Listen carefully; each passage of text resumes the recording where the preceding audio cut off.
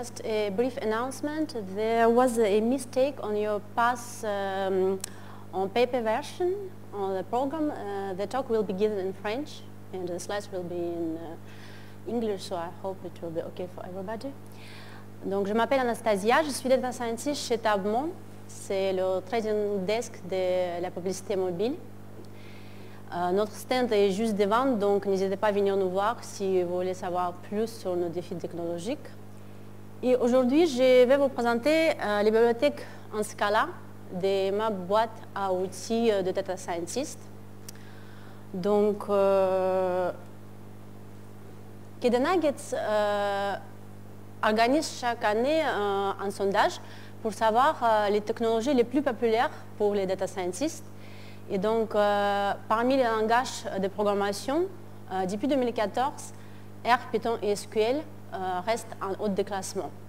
Moi aussi, avant d'arriver chez Tabmon, j'ai codé beaucoup en Python. J'ai utilisé les bibliothèques de preprocessing Panda et NumPy et bibliothèques de machine learning Scikit-learn et StatsModel.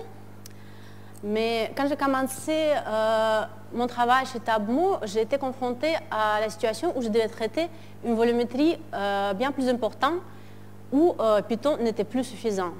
Et vu que la plupart des développements chez Tabmon est effectué en Scala, j'ai regardé les bibliothèques de data science dans ce langage et j'ai trouvé que les bibliothèques en Scala de data science sont tout aussi riches en fonctionnalités que mes outils en Python, mais elles ont comme avantage la scalabilité et la meilleure performance. Donc, j'ai commencé à utiliser les bibliothèques de Scala et aujourd'hui, je vais faire un retour de mon expérience sur trois technologies, Spark, Saddle et Smile. Comme vous le savez, le processus de projet de data science, on peut diviser en trois étapes principales. C'est preprocessing, apprentissage et l'évaluation. Bibliothèque Saddle n'intervient qu'au niveau des preprocessing, bibliothèque Smile qu'au niveau de apprentissage et l'évaluation, et Spark a des packages pour toutes les étapes. Donc, pour voir mieux leurs avantages et inconvénients, on va prendre pour un exemple un sujet qui est mené sur notre pôle de data science, c'est la prédiction des taux de clics sur les espaces publicitaires. Concrètement, ce qu'on va chercher, c'est estimer la probabilité que les publicités qu'on souhaite afficher sera cliquée. Et ça va dépendre des plein de critères de est-ce que cet espace publicitaire est un site de jeux de vidéo ou en boutique de vêtements luxe, est-ce que l'utilisateur est une femme ou un homme, de son âge, de format et la taille de publicité qu'on nous propose d'afficher. Donc, pour cela, on va effectuer la classification binaire et on va utiliser l'algorithme Random Forest qui s'adapte bien à ce scénario de classification et qui en plus se paramètre très facilement avec le minimum de risque de overfitting, ce qui nous permettra assez facilement de comparer les implémentations en Spark et en Smile. Donc, pour cet exemple, on va prendre un échantillon de 13 GB de données. Ce n'est pas grand-chose, mais ça nous permettra d'effectuer les calculs sur un ordinateur personnel. Donc, les données déjà préalablement pré-traitées rassemblent à cette zone-là. Et bien évidemment, aucune implémentation sera en mesure de prendre en traite d'algorithme les données dans cet état. Donc, on va devoir effectuer les transformations pour rendre le JSON dans le format plus commun pour les data scientists ayant l'habitude de R et Panda, le data frame. Donc, nos données, ils ont des types différents. Et entre autres, on peut lister les données catégoriales, les données continues, les données contextuelles, à partir desquelles on va prédire notre classe binaire, true s'il a eu clic et false s'il n'a pas. Pour convenir à l'entrée de l'algorithme, on va transformer nos données et pour chaque type, dans le cas de chaque type différent, on va effectuer les transformations spécifiques. Par exemple, dans le cas de variables catégorielles, on va indexer les strings. Pour cela, Spark propose tout un ensemble de techniques pour extraire les données s'il s'agit de listes de strings, pour transformer les données s'il s'agit par exemple de variables continues qu'il faut catégoriser et sélectionner les données qui influencent le plus notre classe ou un variable dépendant dans le cas de régression. Donc pour ce projet, ces méthodes-là étaient choisies, les méthodes en rouge qui sont sur le slide. Donc dans le cas de Saddle, on a les structures de données très facilement manipulables et optimisées, à partir desquelles on va construire nous-mêmes nos propres méthodes pour la sélection, extraction et transformation des variables. La bibliothèque était inspirée par la bibliothèque de Python Panda. Maintenant, on passe à l'apprentissage. Spark ML propose tous les algorithmes classiques de machine learning pour la classification, régression, méthode linéaire, les arbres de décision. Et un avantage de Spark, c'est que toutes les opérations peuvent être enchaînées dans le pipeline et qui était inspiré par une autre bibliothèque de Python, scikit-learn. Et puis, vous pouvez suivre l'évolution de votre pipeline sur une interface graphique web où vous pouvez voir le temps qui prend chaque tâche, la volumétrie de données qui traite chaque tâche et l'organisation de tout le processus qui est derrière le pipeline, qui est en abstraction d'autres niveaux. La bibliothèque Smile propose également toutes les familles classiques d'algorithmes et son avantage par rapport à Spark, c'est qu'il propose aussi une visualisation, une imputation des données manquées et certaines techniques de statistiques avancées. Donc on commence par la création de data frame avec Saddle et on va les créer à partir de arrays de requêtes déjà parsées dans le source, vu que Saddle ne propose pas le lecteur de JSON. Par contre, il propose le lecteur rapide de CSV et HDF5.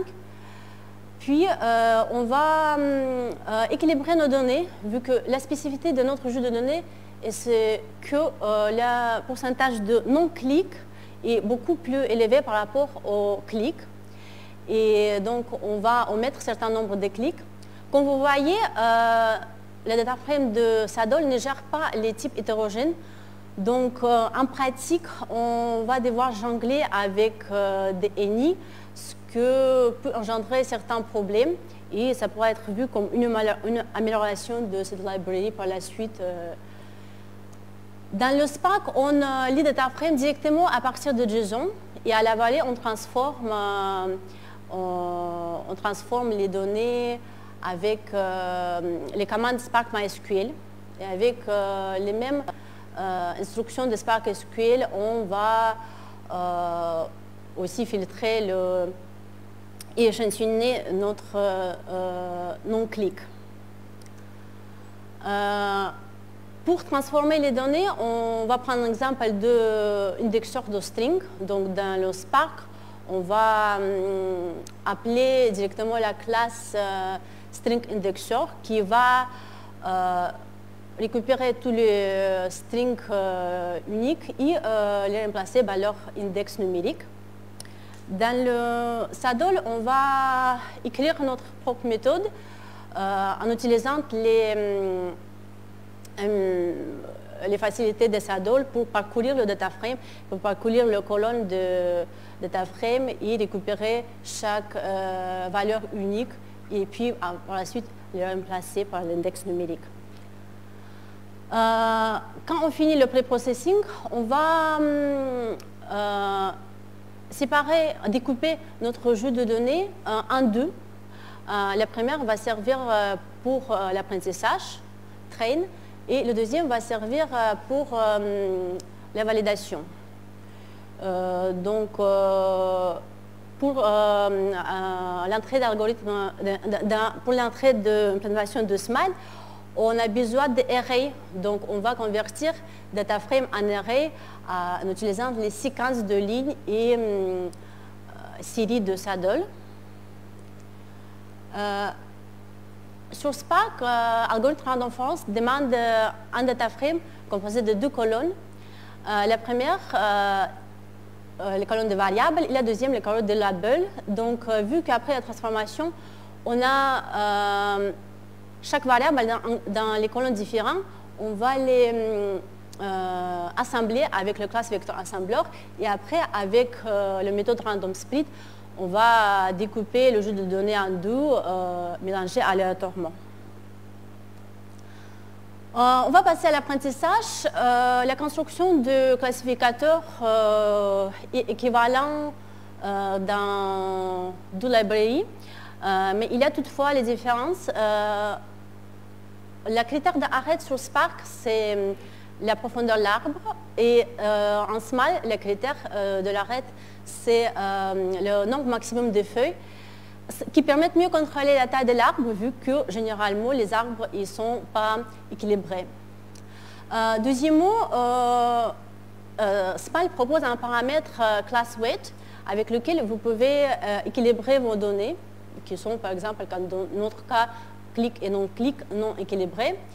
Et troisième différence, c'est que dans le SMILE, vous pouvez insérer les données catégorielles de string directement avec le paramètre attribute. Et après, SMILE va les indexer automatiquement. Après, on va entraîner notre modèle sur le train set et dans deux librairies, en une ligne, faire la prédiction.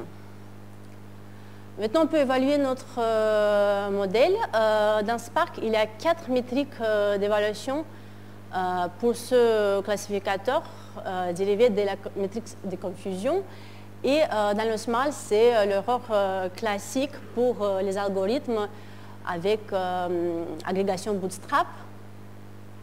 Et si on calcule manuellement par la suite les autres dérivés de la matrice de confusion, on peut voir que SMILE a la tendance de prédire mieux la classe positive, tandis que Spark a la tendance de prédire mieux la classe négative. Et globalement, pour nous, c'est plus intéressant de prédire la classe positive. Donc, il y avait un clic et on a prédit un clic. Par contre, en revanche, on voit que ça va diminuer la précision et l'accuracy avec un grand nombre de faux positifs et ce qui reste la marge pour l'amélioration et l'optimisation de la prédiction. En ce qui concerne le temps d'exécution, pour 13 GB de données, SMILE a besoin d'un peu plus que 2 minutes, tandis que Spark a besoin de plus que 30 minutes. Mais ne concluez pas tout de suite que Spark est un mauvais élève, parce que pour les jeux de données bien plus importants, Spark pourra s'en sortir mieux que SMILE. Et en fait, vous pouvez tourner Spark sur plusieurs machines dans le cluster, tandis que SMILE est limité par une machine. Donc, pour le pré-processing, notre théorie se confirme. Spark se performe mieux pour les volumétries plus importantes. Et par contre, Saddle, malgré ses structures de données intéressantes, il est moins rapide que bibliothèque native de Scala. Donc en conclusion, mon choix de bibliothèque pour ce projet-là sera Spark pour le pré-processing et pour le random forest sera SMILE. Mais notez que ce choix est dicté par la volumétrie de données, par le type de données, par l'algorithme qu'on a choisi, par la temporalité avec laquelle on souhaite obtenir les résultats. Et dans votre cas, ça peut être une autre bibliothèque. Par exemple, si vous voulez écrire un algorithme custom, ce sera plus facile de faire un SADOL qu'un Spark, où vous devrez gérer la distribution. Et par exemple, si vos données seront la volumétrie de vos données sera plus importante, ce sera mieux tourner Spark sur le cluster que Smile sur une machine qui sera limitée, bien sûr. Donc voilà, c'est tout ce que je voulais vous présenter. Merci. Et si vous avez des questions, vous êtes bienvenus.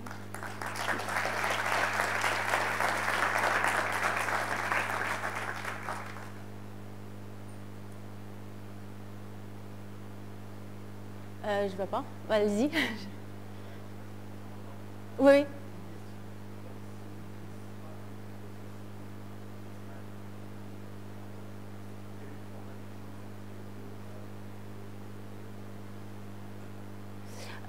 Une fois qu'on a préprocessé, on pourra par exemple convertir,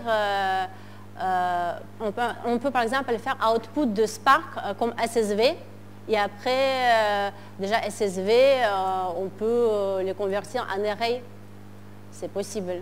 Enfin, oui, c'est vrai que par exemple en Spark, l'output ça sera distribué, mais c'est aussi facilement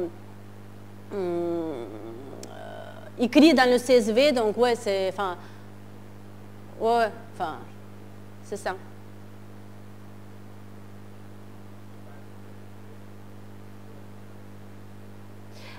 Oui, sur une seule machine. Et il n'y avait pas de cluster. Parce que pour ce jeu de données, on n'a pas besoin de ça. Oui.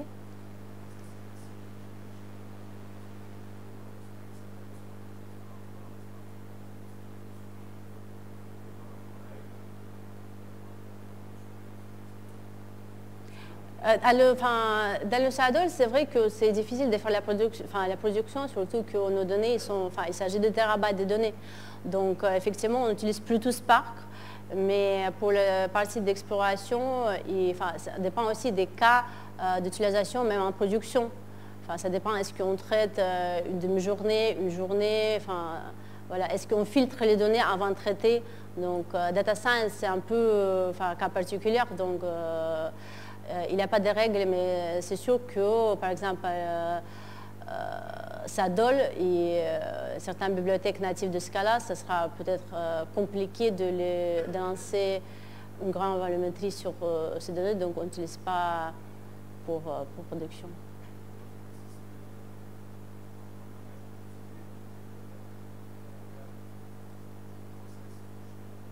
En Scala. Oui. Non, je n'utilise plus Python. Depuis que j'ai arrivé chez Tableau, je n'utilise plus Python. Oui.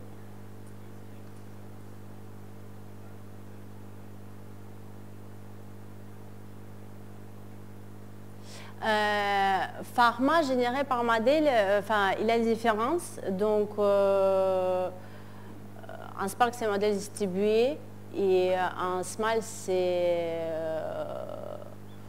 plutôt un modèle, l'arbre pas distribué. Donc, et du coup, à partir de ça, on a les différents types de traitements pour la production. En fonction de ce qu'on utilise Smile ou Spark. Mais ce qu'il faut dire qu'en production, quand on gère ce format, on n'utilise pas que cette librairie parce qu'il y a beaucoup de travail pour le mettre en place. Et donc, c'est le travail aussi qui implique le travail des data engineers, des DevOps. Donc, ça se fait déjà en cluster et c'est plus compliqué que juste un pipeline de Spark qu'on voit, par exemple, sur le modèle explorateur.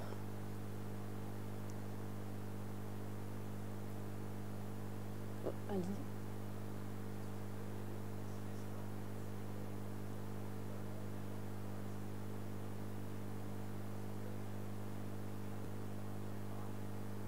En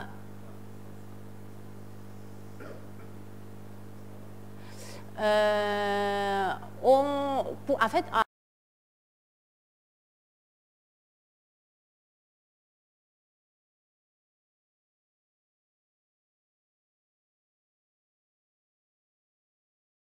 des features.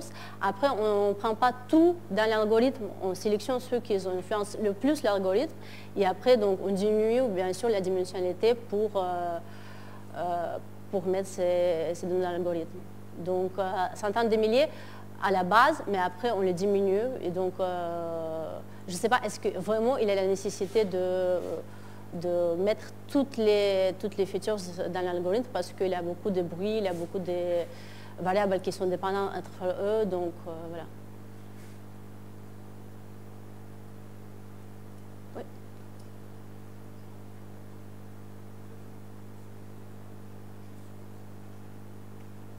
Ouais.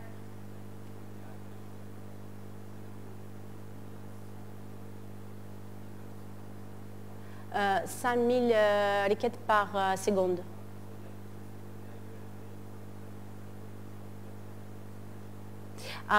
Déjà, enfin, en fait, les modèles que les données, 5000 requêtes par seconde. Imaginons, on a un jour.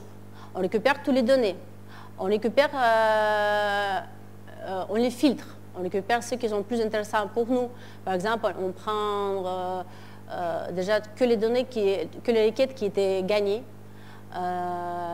Après, déjà, on les équilibre. Donc, on prend les données qui ont les clics et on prend les données non clics qui sont 2 fois plus que nos clics. Donc, ça diminue aussi la quantité de données parce que moins de clics, c'est naturel. Et puis, sur une machine de 60 GB de RAM, 13 GB, c'est faisable. Donc, c'est déjà les données qui sont filtrées, c'est pas toutes les données qui sont à partir de 5000 requêtes par seconde qu'on récupère. Parce que je dis qu'il était pré-traité, il avait les données qui étaient supprimées, les champs qui ne nous intéressent pas. Donc, voilà.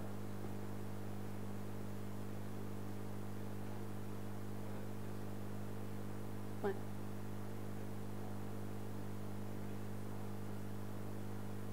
Ouais.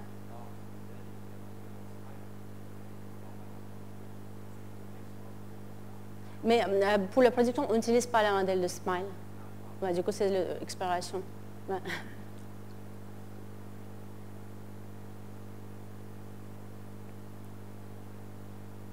Une question encore?